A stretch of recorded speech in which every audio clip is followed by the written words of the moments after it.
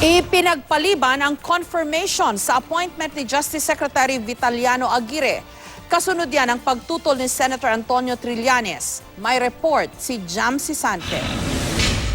Gatchalian. Wala si Senador Antonio Trillanes IV sa confirmation hearing kanina ni Justice Secretary Vitaliano Aguirre II. Pero iniwan niya ang kanyang oposisyon sa appointment ni Aguirre bilang kalihim na binasa ni Senador Panfilo Lacson. Sabi niyo po rito, kinukot kayo, walang mga kwan yan eh. Walang mga isip, yung mga dilawan na yan eh.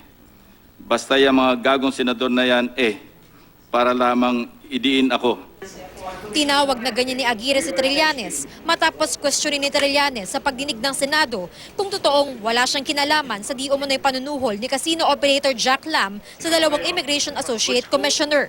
Bilang sagot din sa alegasyon ni Trillanes, inamin ni Aguirre na nagsilbi nga siyang Chief Legal Counsel ng Clark Development Corporation o CDC. Sa Clark matatagpuan ang Fontana Leisure Park kung saan natagpuan na may illegal na operasyon ng casino sa Jack Lam. Ang alegasyon ni Trillanes, paanong hindi ito nalaman ni Aguirre kayong 3 taon siyang legal counsel ng CDC. Pero sagot ni Aguirre, 5 buwan lang daw ito at hindi 3 taon. Depensa ni Aguirre, hindi niya intensyong bastusin ang senador. He waited for me to leave the hearing before he asked me other resource person questions which put me in a bad light and planted seeds of doubt on my already acknowledged non-participation in the scandal being investigated. The questioning was aimed at discrediting me.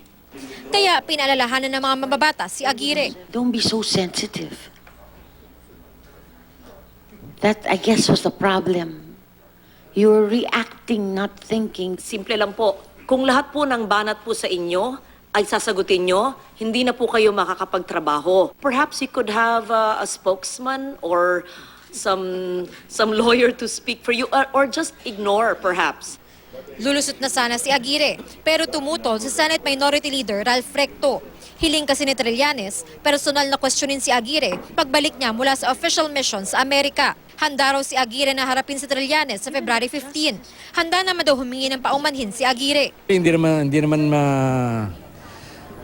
mahirap sa akin na sabihin yun eh. If I hurt your feelings, katulad nung tinabi ko kay Senator Miriam nun, I apologize. Dagdag ni Aguirre, seseryosohin niya ang payo sa kanyang huwag maging masyadong sensitibo. Jam Sisante, GMA News.